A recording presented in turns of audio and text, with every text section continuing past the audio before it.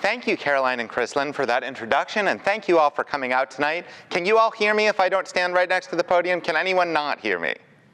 Excellent. I know I have my camp counselor voice tends to travel well and things like this. I'm thrilled to be here with you tonight to talk about something that has been my absolute favorite thing to talk about since I was about 3 years old, and that is sharks. So as Chrislyn mentioned, I am an interdisciplinary marine conservation biologist. I want to break down a little bit what that means, and in doing so, we'll introduce to you some of the themes of tonight's talk. Marine conservation biology is a little different from the traditional marine biology that you may have heard of. It means I'm not just studying where do the fish go, what do the fish eat, things like that, but explicitly trying to answer questions relevant to the conservation of endangered species. We're talking about the difference between where does the sea turtle go when it leaves the beach versus where does the sea turtle go and how does that overlap with its known threats with the goal of informing it. And interdisciplinary, that means I don't just study the fish, I study the human side. I study the laws, I study the economics, I study what do people know, what do people want, what do people fear. And what that means is, every day is a little bit different. Some days I'm out on a boat tagging sharks. I work primarily in South Florida, but I've worked in places all over the world. Some days I do a lot of media outreach. I do a lot of talking with policymakers in Washington, D.C., where I live and work, and things like that. And I spend a lot of time dressing up like an idiot and speaking in schools and things like that. I am also very active on social media. You can find me on Twitter, Facebook, and Instagram at Why Sharks Matter. I'm one of the most followed scientists in the world on social media. And if you have a question later, or if I don't get to your question tonight, or if you want to just learn more about how you can get involved, I invite you to follow me there. And if anyone is so inclined, you are welcome to tweet along with the talk or post things on Instagram. I just ask that you tag me so I can find and share the things later. So I've loved sharks for a really long time. As long as my family can remember, which is longer ago than that, though that's the earliest picture I can find of me with shark stuff. I'm 4 years old in that picture. That is me at 15 years old. I think I look pretty much exactly the same in those pictures. The beard is a nice addition. I have been fascinated by sharks. My parents say obsessed with sharks for a really long time. And tonight I want to tell you a little bit about why I fell in love with them at such a young age, how they've held my attention for so long, and some of the things that I've learned in a lifetime of being obsessed with them and a career studying them. And in doing so, I want to introduce to you some of the key themes of my new book, Why Sharks Matter, which, as was mentioned, is available right here in the Cabrillo Aquarium gift shop. If you're interested in purchasing a copy, I'm happy to sign and personalize it for you right here tonight after the talk. I also want to say that after this, immediately following the talk, before we head over to the gift shop, I want to answer your questions. Anything that you've ever wanted to know about sharks but were afraid to ask, or about marine biology, or about ocean conservation, or about me and my career, or about the book, or anything you want to know. I do an Ask Me Anything on social media every week. I guarantee you there's nothing I haven't heard of before. I guarantee you the weirdest question you can think of, I've heard weirder. So I just ask that you please hold questions till the end of the talk, where I've allotted plenty of time for that. And I'm thrilled to be here at a public aquarium, because I grew up in Pittsburgh, Pennsylvania. We did research while looking up the book, or while writing the book. I grew up 381.2 miles from the nearest ocean. And a big part of the reason why I fell in love with the ocean was because of the Pittsburgh Zoo, and which then had just the shark tank and now has the PPG Aquarium. And I later got to work there in college. It was great. And that's me. That's my younger brother. And this is stop number 31 on my book tour. But stop 1 on my book tour was the Pittsburgh Zoo shark tank. And they set up the very same presentation that you're watching tonight right in front of the shark tank. It was next to the tank that held the first sharks I ever saw when I was a kid. It was a real full circle moment for me. And I love to be working with zoos and aquariums and science museums and libraries all over the US and Canada and the United Kingdom. Don't worry too much about the caution wet floor sign next to the 500,000 gallon shark tank. They assure me it's been leaking for 10 years. They don't know why, but it's probably fine. So one of the reasons why I love sharks so much is because they're so freaking weird. They are so different from many other animals that are out there. And that starts On the inside, it starts with their skeletons. And I want to illustrate what I mean by that for you here. I want everyone to take your arm and hold it out in front of your face a little. Pick a point about halfway between your wrist and your elbow and try to bend your arm there. Hopefully no one was able to. If you are, we're going to stop and call an ambulance. Now I want you to crinkle your ears. Crinkle your nose. You feel how much more flexible that is? That's bone. That's what our skeletons are made out of. That's what other mammal skeletons are made out of. That's what many of the fish's skeletons are made out of. That's cartilage. This is what the sharks, skates, rays, and chimeras skeletons are made out of. They don't have any bones in their body. And cartilage is lighter than bone, it's more flexible than bone, but it's not as strong. So everything is a little bit of a trade-off. And it's why, if you've ever gone fossil hunting for sharks, most of what you find is their teeth. There's not much of a skeleton to be left behind. Among other things, this means that sharks are flexible enough that if you grab them on the tail, they can bite your hand while you're holding your tail. So in case you needed another reason not to grab a shark by the tail, now you have one. Another thing that's absolutely fascinating about these animals is that they have a whole other sense that we don't have at all. I don't just mean they can smell better than we can, though they can. I don't just mean they can hear better than we can, though they can. I mean that they have an entire way of perceiving the world that we can't perceive at all, which I think is just wild. They can sense electromagnetic fields. And let me tell you a little bit about why that's useful if you're a shark. Let's say you're hungry, you're looking for prey, and your prey animal is hiding under the sand or mud. We can't see it, we can't hear it, we can't smell it, we'd go hungry. But sharks can tell it's there because they can sense the electricity given off by its beating heart. And I think that's just incredible. They also use this sense to navigate in the open ocean. How do sharks go from one beach to the middle of the Atlantic Ocean and then back to the exact same place? There's no landmarks, there's no street signs. How do they find their way? They navigate using the Earth's magnetic field, which I think is just awesome. The gentleman who discovered this, Ad Kalmin, this is him at Woods Hole, but he also did some work at Scripps Institute of Oceanography in Southern California, just passed away in January of this year.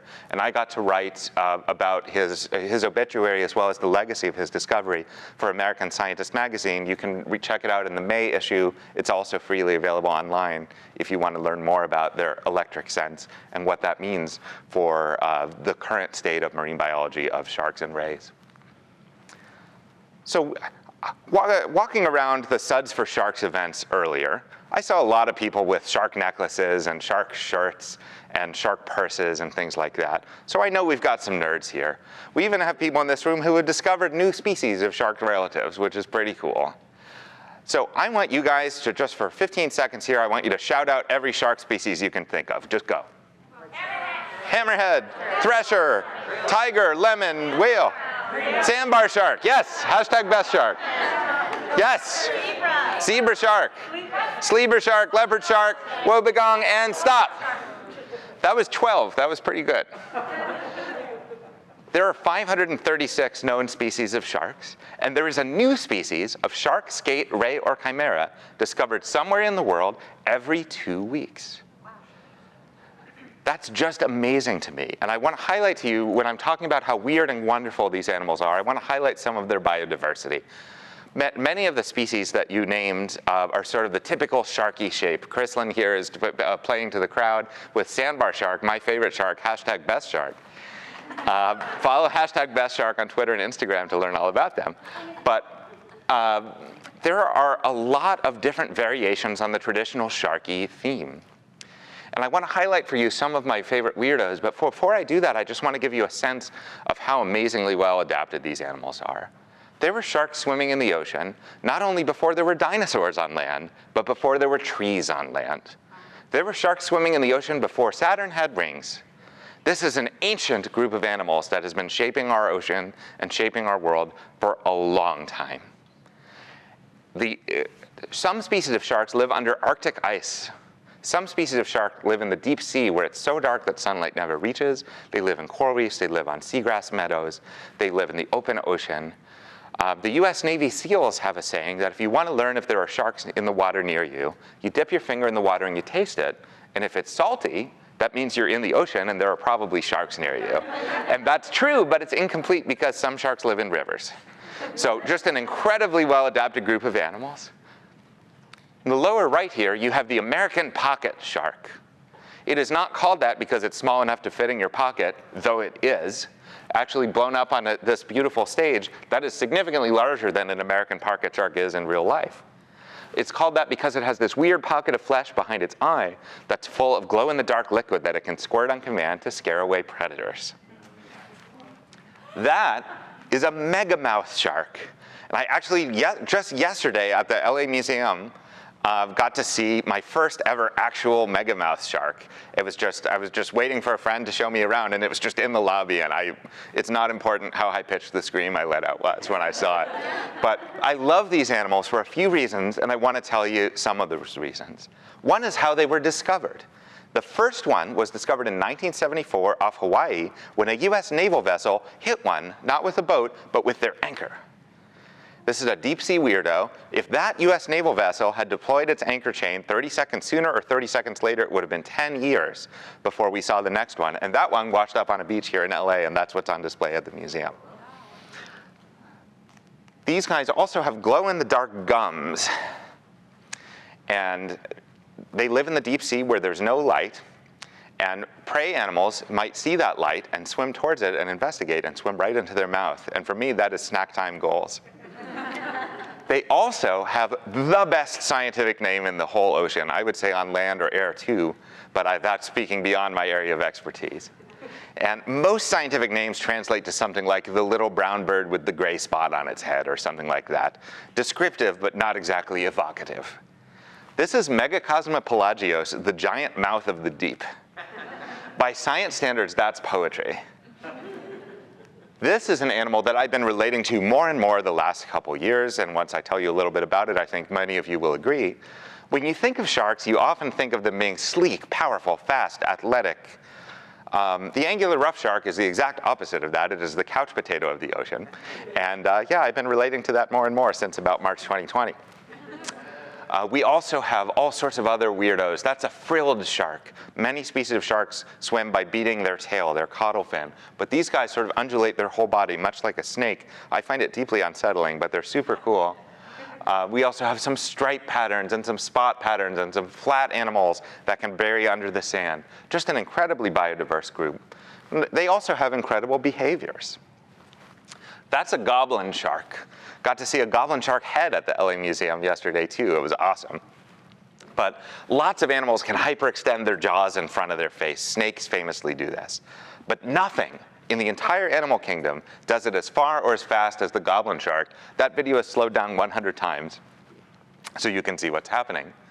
They can also be bubblegum pink in coloration, which I absolutely love. That video is not slowed down. That is the actual cruising speed of the adult Greenland shark. It is the slowest moving large animal in the ocean. But they're in no particular hurry because they can live to be over 400 years old. They are the longest lived vertebrate known to science. They are not considered to be reproductively mature adults until they're in their late 160s, which is a very long time to be going through puberty. Also, they eat polar bears. People often ask me, what do hammerheads use the hammer for? Well, there's a few things, one of which is you'll often see them moving their head back and forth across the sand, much like someone at the beach with a metal detector, and basically for the same reason. They're using that electrosense to find prey buried under the sand. But they also, as you see here, use their hammerhead, it was the cephalofoil, to pin flat animals to the ground and then can munch on them. I once saw a hammerhead shark skull that had 70 stingray barbs embedded in it. So the stingray barbs did not do much to deter the hammerheads from eating stingrays. That's a thresher shark. They have these crazy long tails. They can be longer than the rest of the body. And until 2013, when this video was taken by a scuba diver, we didn't really know what they used that for. And you can see here they use it as a whip. They bend their back and it makes a whip, which makes a shockwave underwater, which temporarily knocks these little prey fish unconscious, and then it can just go munch on them. This is a kite fin shark. It is the largest shark species whose whole bodies can glow in the dark. But there are lots of shark species whose whole bodies can glow in the dark. And there's a whole family of these called the lantern shark. My favorite lantern shark is called the ninja lantern shark. And the reason why it's called that is just the most delightfully wholesome story I've ever heard in the legacy of marine biology. My friend and colleague who discovered this, Vicky Vasquez, who I'm going to see next week in San Francisco, I'm so excited, she discovered this shark and got to name it whatever she wanted, and she was home visiting her family, and everyone was talking about what's new with school, what's new with work, and she said, oh, I discovered this new species of shark. And one of her young cousins runs in and says, ninjas are cool, call it the ninja shark. So she did. So there are, in fact, lots of sharks here in California. I don't need to tell you nerds this, but there's lots of really cool ecological issues happening along the coastline here. This is leopard sharks in La Jolla. They come close to shore this time of year. I'm hoping to go snorkel with them tomorrow after I give a talk at the Scripps Institute of Oceanography. My friends there assured me that they've been seeing tons of them every day. So of course that means they won't see any tomorrow, but I'm still excited to get to try. On the research vessels I work on, I'm considered very good luck for whoever comes out the day after me. The first 3 sawfish that the research vessel Garvin ever caught were all on the day after I left. And this is a juvenile great white. We have these on the beaches off here in Southern California. The Long Beach Shark Lab, you may have seen their tents or their outreach vessels set up on some of the beaches here. They're often juvenile great whites, which means they're not yet eating mammals, they're eating fish. But still, if you're swimming and surfing and you see a juvenile great white, it can still be 8-10 feet long. That's a big fish.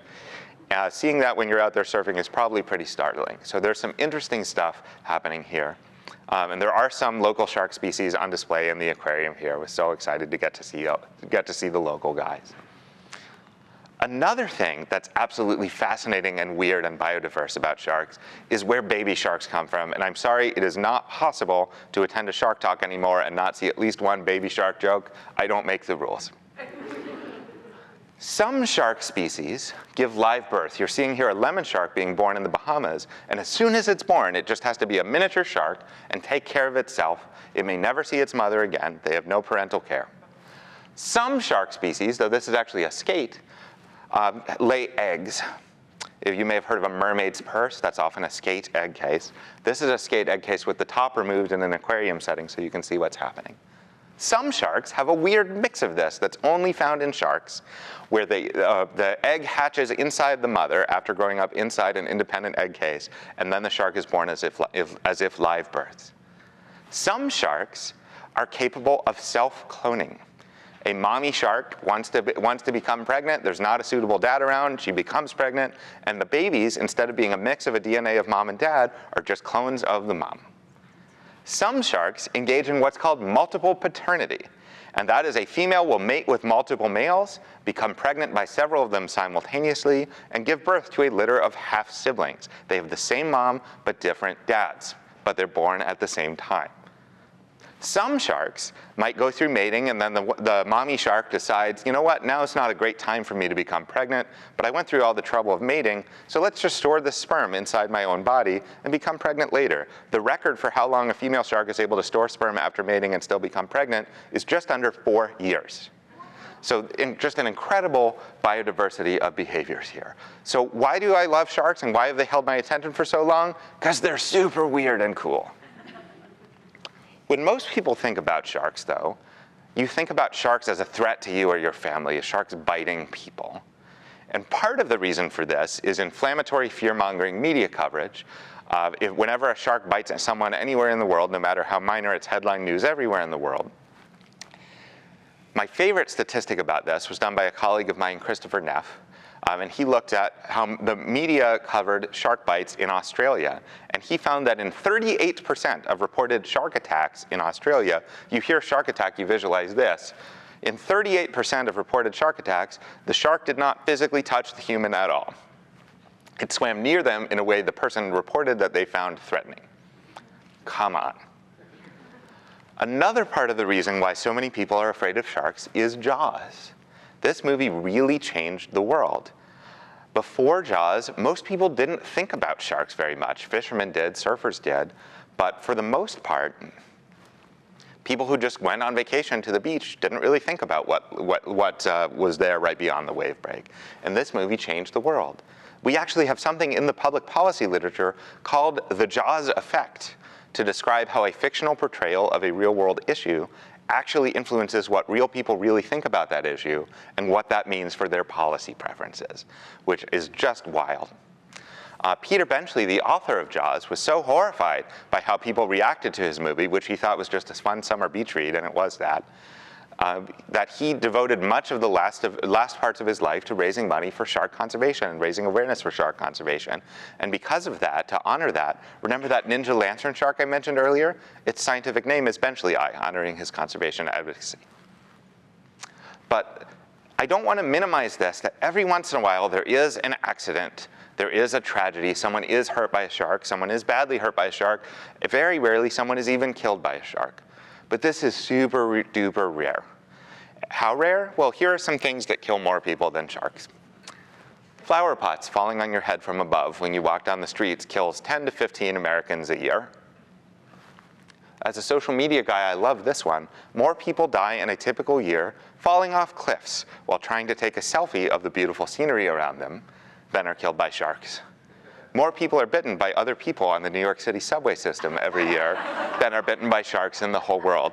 And I can always tell by people's reactions to that who's been to New York before. We've got some people who go like, that doesn't make any sense, and some people go, yeah. This one is apparently not true anymore. I got a weirdly hostile phone call a few weeks ago that someone read my book and said, like, you're still saying that vending machines kill more people than sharks. Didn't you know that in 2008, the Obama administration made this new OSHA rule about the manufacture of vending machines, and now they're not killing people anymore? So this used to be true and isn't anymore, and now I leave it in out of spite. But for the record, I do not know anyone who has ever been badly hurt by a shark, and I do know 2 people who've been badly hurt by vending machines. So I don't want to say that there's no risk at all, but there's a very, very, very, very small risk. Humans are, in general, just really bad at risk perception. One example of this, pre-COVID, when I was doing more international work travel, my mom was driving home from a tennis match or something and heard on the radio about a terrorist attack in a city that I was going to be visiting in a few months. And while driving on the highway, proceeds to start texting me about how dangerous it is for me to go to this city, while driving on the highway texting. So people are perhaps not great at risk assessment. So sharks are amazing, and they're not only not bad, not a threat to you, but they're actively good. Sharks help keep the food web in balance. They eat the sick, the weak, and the dying. They keep prey populations under control. You've probably heard of survival of the fittest. Predators are a big part of the reason why the not fit don't survive, and that's really important. We want our oceans to be healthy, and that means keeping the food web healthy, and that means keeping the top of the food web healthy. There's something in ecology called top-down control, and it means that predators can have a disproportionate influence on the structure and function of a food chain. This gets mathy very quickly, so I'll stop there. But I want to introduce you to a sample food web. Don't worry if you can't read this, but every one of these boxes is a fish or a marine mammal or a bird or an invertebrate. And the lines are ecological interactions between them. This eats this. This competes with this for habitat, whatever. Food webs are complicated, right?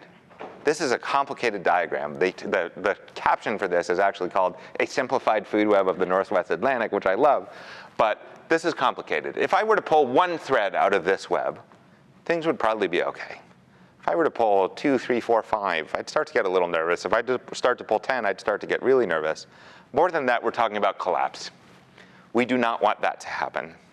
And the lines aiming down, predators eating prey, are again especially ecologically important. This is another really cool thing. There is something in marine ecology called the ecology of fear.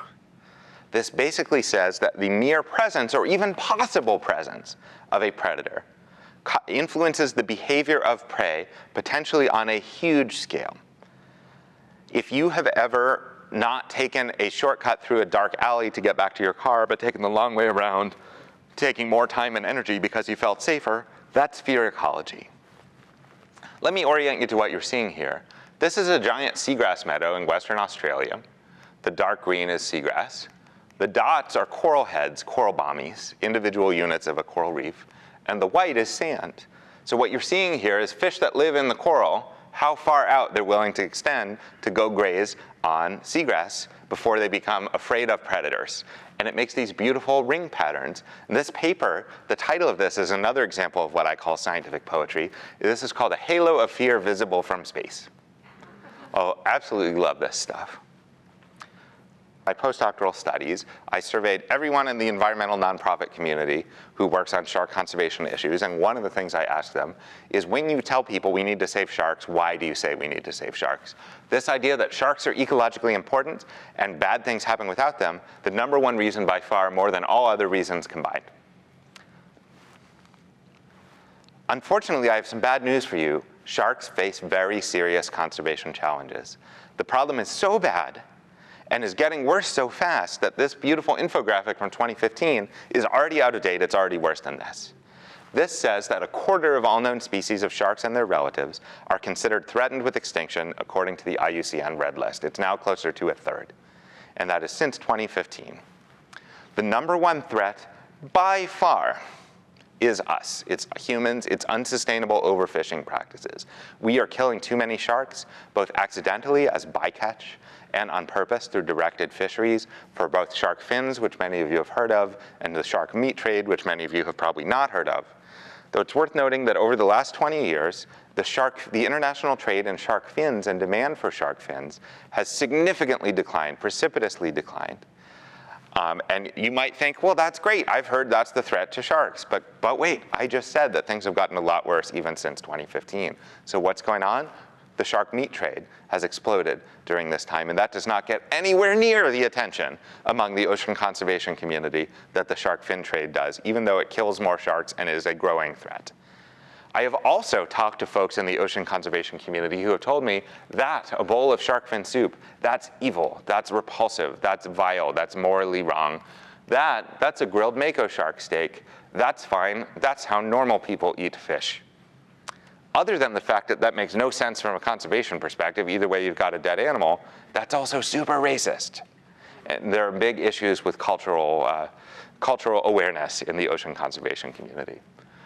So the fin trade is declining, but sharks are still in big trouble because the meat trade is growing. You can be forgiven for never hearing that. I did an analysis with some colleagues, including one who's in the room here, of how shark conservation is portrayed in the international English-speaking media. And we found that shark finning and the shark fin trade is mentioned in 6.5 times as many news articles as the shark meat trade, even though this is a larger and more rapidly growing threat. That is not good for public understanding of these issues. Another thing that I've learned in my career is that this is bad news, but it's not a lost cause. Sharks are not doomed. We know things that we can do to help. Scientists know what policies work. We know when they work. We know when they don't work. We know what they need, what we need for them to work. We know when we need your help to make them work. This is a big part of the reason why I wanted to write my book, because there are a lot of shark books out there, but none of them do a very good job of explaining the world and nuances of shark conservation and management, other than textbooks that are designed for law students in environmental law or people who already have a PhD. And so many people don't meet those criteria and want to know more. So there are lots of things about sharks. Or about shark conservation that are out there that I want people to be able to understand. And it starts with this fundamental philosophy. The threat to sharks is unsustainable overfishing. I think you'd find that most Westerners would agree that anchovies are a natural resource to be sustainably managed. And most Westerners would probably agree that the great whales are not that. They're wilderness. They should be preserved, not exploited even sustainably. Sharks sort of fall awkwardly in the middle here, with some people feeling very, very, very strongly on one side versus the other side. And that leads to some really interesting challenges for management. And for me, as someone who studies the human dimensions of ocean conservation, it is a fascinating place to work, though it does mean that my Twitter mentions on any given day can be a bit of a dumpster fire. It is worth noting here that 90% of the shark scientists that I surveyed during my PhD research feel that very strongly on one side of this issue, that the goal of shark conservation should be sustainable use, not banning all fishing for sharks, not banning all trade in shark products. That doesn't mean that that's the right thing to do, but if you consider yourself pretty aware of ocean conservation issues, and you've never before heard of this suite of solutions that is overwhelmingly preferred by experts, I would encourage you to stop and think where you're getting your information from.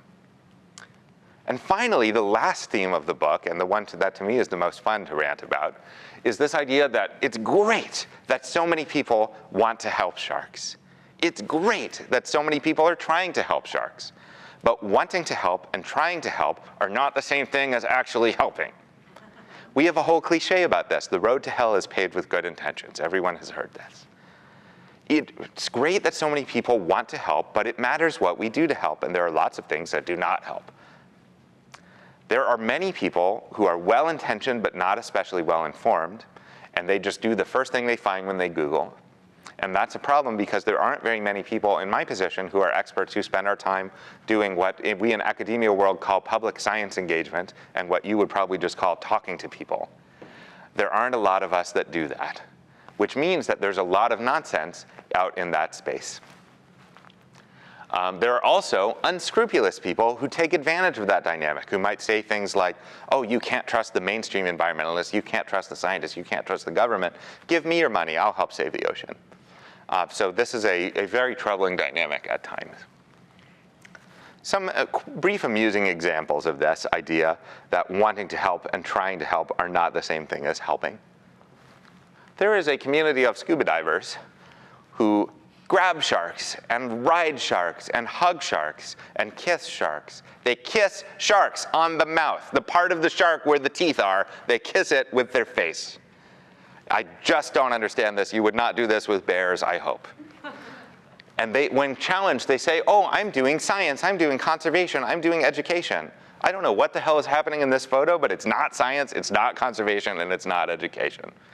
I'm trying to get the term macho cowboy idiot scuba diver into the peer-reviewed scientific journal literature. I'm very confident that I'll be able to pull this off. This is notably a gender-neutral term. Many of the worst offenders are women. So what a time to be alive. And this is something that's a big bugaboo of mine. Any of you who follow me on social media see me rant about this all the time. This is a petition from change.org from earlier this year. Change.org, you may have seen, it's integrated with Facebook, so anyone can, if any of your Facebook friends sign a change.org petition, you see it. And they bill themselves as anyone can change the world. Anyone can make a petition about anything. And what I hear when I hear that is a lot of people who don't have a clue what they're talking about are going to make dramatic sounding petitions. This petition to ban the practice of shark finning in Florida from April of this year got 60,000 signatures. Not one of those people is apparently aware that we banned shark finning in Florida in 1993. This is a petition that cannot possibly accomplish a damn thing. All it does is confuse people about what the threats to sharks are and what the solutions to those threats are. It makes people think they helped when they didn't, and it collects 60,000 email addresses for change.org to sell. In social media in general, if you're not paying, that means you're not the customer, it means you're the product. But this stuff drives me nuts because there are ways to really get involved in natural resources management in the United States. You can submit what's called a formal public comment through the Federal Register. I know I'm seeing eyes glaze over already. I promise I'll keep the policy part brief. The median number of comments pro-conservation submitted to Federal Register issues about sharks is 0, and this garbage gets 60,000 people involved. It drives me insane. So, why write another shark book? There are lots of shark books out there. I have 3 shelves of them at home. But there's never been one like this before. There's never been one like Why Sharks Matter that's even tried to do this. That's aimed at an audience of folks like you who are interested in the ocean and love the ocean but don't necessarily have an advanced degree and aren't necessarily environmental lawyers. That tries to systematically explain all the science behind how we know that sharks are important, all the science between how we know why they're in trouble, all the different laws and policies and management regulations that and ways that you can get involved and ways you can help and things you can do that don't really help. Nothing's even tried to do this before. And I have been absolutely thrilled with the reception that it's gotten so far. I was a featured book review in the New York Times. I got to be interviewed on National Public Radio's Science Friday. That was a career bucket list for me and a blast. Apparently, I broke the WNYC work slack when I said that Greenland sharks eat polar bears. I broke the NPR station of New York City's work Slack channel. I passed Jane Goodall on the Amazon Science bestsellers list, which childhood me would not have believed, and it's possible that adult me had to go run to the bathroom and throw up when I saw that. But I'm absolutely loving this ride so far. As was mentioned, I'm in the middle of or wrapping up, I guess we're in the last quarter now, of a book tour. Y'all are stop number 31 on an international book tour where I am traveling all around the world talking about sharks, talking about marine biology, talking about the ocean, getting to catch up with friends. There are 3 people in the audience tonight who I've known on social media for years and just met in person in real life today, which is absolutely amazing, and I love getting to do stuff like this. I just want to say, if any of you watching, either in the audience today or watching the recording later, are interested in hosting a talk, I can do things over Zoom.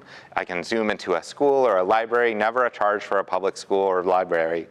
Let's chat. I'm easy to find later. And before I wrap up here and get to the question and answer session, I have some folks I want to thank.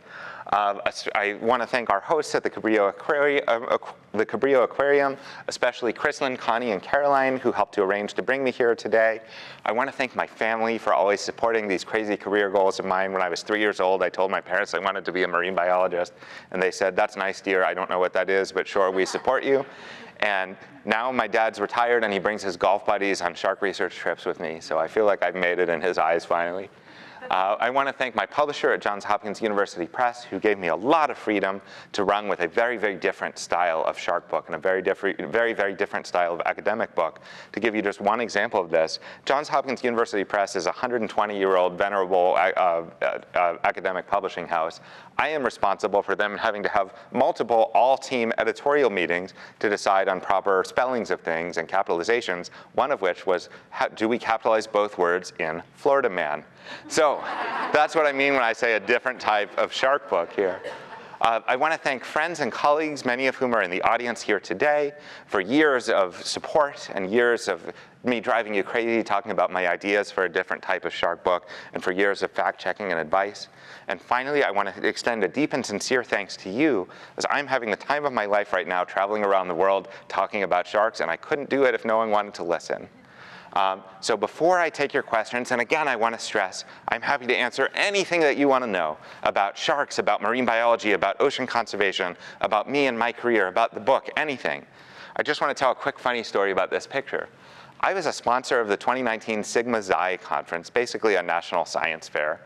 And I had this Ask Me Anything You Want About Sharks booth in the exhibit hall. And it was not just open to all the middle school science nerds at the Sigma Xi meeting, but open to the community of Madison, Wisconsin. And we advertised this. And all weekend long, people were coming in and asking me questions about sharks. It was great. At one point, I get up to go to the bathroom, and I come back, and there's a 10-year-old boy sitting in that chair answering people's questions about sharks. And I sat and watched him for about 15 minutes. He got most of the questions right. But, as soon as we're done with the Q&A here, I'll remind you that the copies of my book are available for sale in the Cabrillo Aquarium gift shop, and I'm happy to sign and personalize them for you. But first, I'm happy to answer any questions that anyone has. Thank you so much for having me here tonight.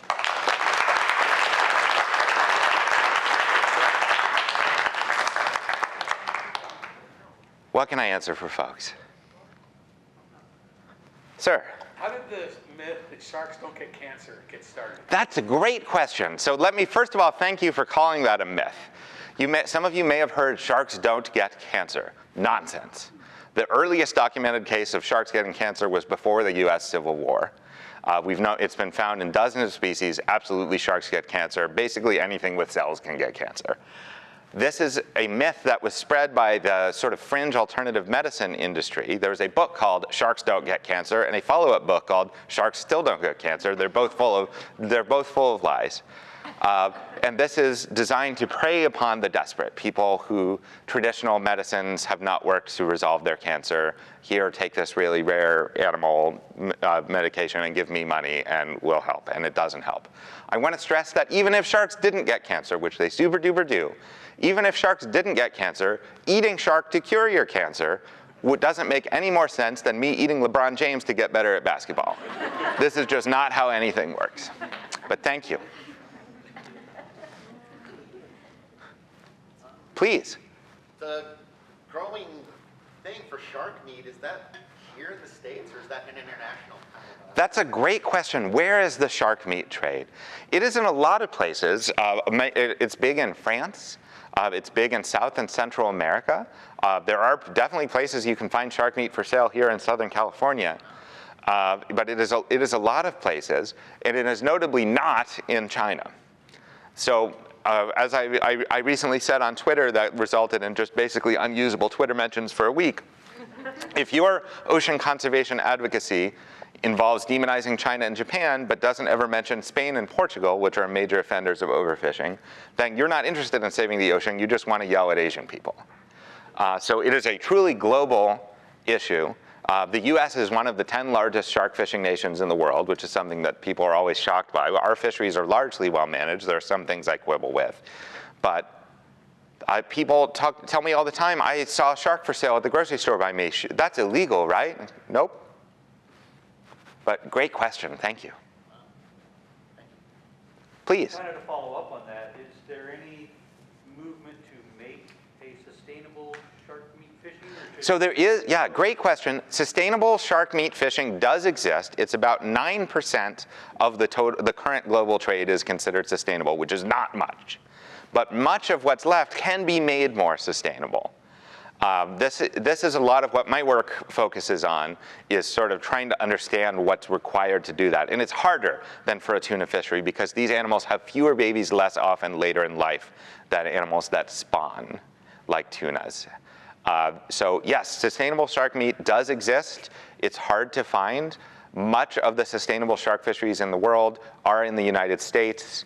There's a big sustainable fishery for spiny dogfish off Cape Cod. They're trying to rebrand it as Cape Shark. This is actually Cape Shark brand shirt. So it does exist. I don't necessarily encourage folks to run out and eat shark, but there are sustainable options that exist. If you're wondering what it tastes like, you know how like every seafood you've ever ordered at a restaurant, they say it's a flaky white fish, not too fishy. Shark is not that. It is something of a more robust flavor that is not for everyone. Thanks. Please. What kind of trouble are whale sharks in? That is a great question. Whale sharks are an endangered species according to the IUCN Red List, and a big threat that they face is getting caught as bycatch. So whale sharks are the largest fish in the ocean. A follow-up question I sometimes get is, are they whales or are they sharks? They're definitely sharks. They're called whale because they're big like whales and they filter feed like the great whales. I did not realize that this is on wheels. So they get caught often as bycatch. So the big tuna nets, they'll sometimes get entangled in those. And they do face other threats as well. But you can't catch one with a rod and reel because they don't go for bait. But they do sometimes get hooks caught in their pectoral fins, things like that. Whale sharks are super cool, and I love them. And yeah, they're great. Please. I guess following up on whale sharks, filter feeding whales and such have baleen to help them filter plankton and such from the seawater. What do whale sharks use? Because from what I've seen, they've just kind of got a big hole. Yes, that is a great question, and this is something I love to get to do. We have in the audience tonight one of the world's leading experts on the biomechanics of filter feeding, so I'm going to call on Misty to answer this question. Yeah, okay. So they actually do have filters inside of basically their throat. They have lines of essentially 10 filters, 5 on each side, and those filters, unlike baleen whales that kind of stick down like hair, they're flattened. And so they look a little bit like a irregular mesh. And the way that they filter is actually currently unknown. So we think that they filter something like how we filter soda or wine, which I had tonight, which is where you pass water and essentially the stuff, the food in this case, so this is tuna eggs and other things, over the filter. The water takes a 90-degree angle and leaves, and all of the food gets pushed back towards its esophagus, and they never clog. And And so there's nothing on the market anywhere that humans have made that have non-clogging filters, but whale sharks do. And so they are super amazing that way. And actually, my grad student who is not here, although I have a whale grad student here who does filtering, is currently working on how they actually do that so that we can start to learn from them and create a new filter. Yes, thank you, Misty. Dr. Misty Pig-Tran, CSU Fullerton. Great, thank you. What other questions can I answer for folks tonight? We have a few minutes left, I think, but cut me off if I can't see the clock with the light there. Yes, please. Since there's so many questionable actions and organizations Yes. for shark conservation Oh my goodness. and organization recognition, I will, yes. Sorry, say the last part again? I'm sorry. is there a particular organization that you recommend to support? What a great question. So the question is, there are so many questionable shark conservation organizations. What are some good ones that I recommend? I will tell you that I have one in the whole world that I can unquestionably recommend, and that is Shark Advocates International. It's sharkadvocates.org. It's a small organization, so donations go a really long way. There are lots of organizations where I like a lot of what they do, but might have issues with something. You can meet some of those in the book.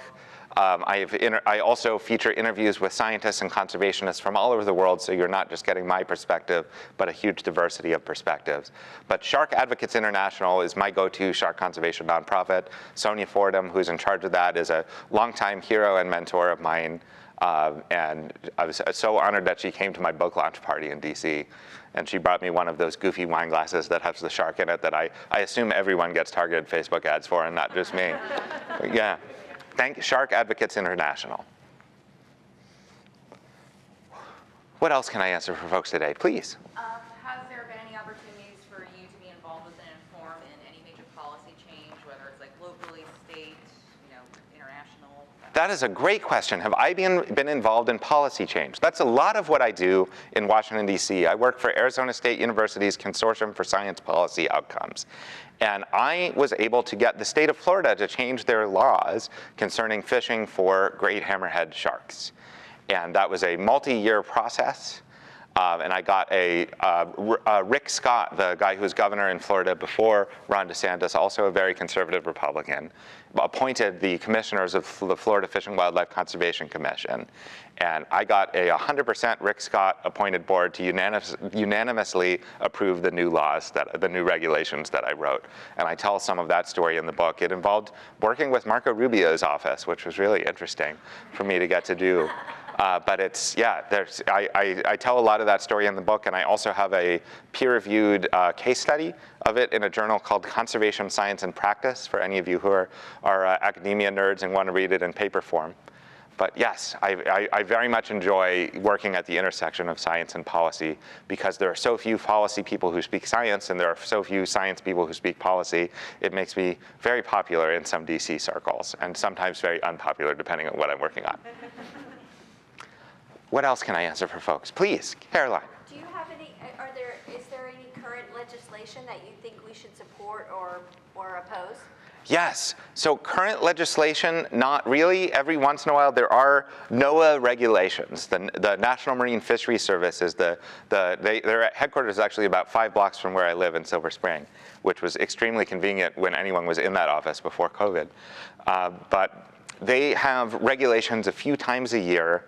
And there are public advisory panel hearings that anyone can speak at in support of or in opposition to. And I love getting questions like, what can I do right now to help? And the answer is, well, there's a meeting coming up in March that I sure would love folks to pay attention to. And hopefully I've held your attention long enough that you'll remember things like that. But if you follow me on social media at Why Sharks Matter, I do share opportunities for people to get involved when they do come up. I share things written by my conservation and science colleagues and things like that. So there's nothing happening right now. There will be soon.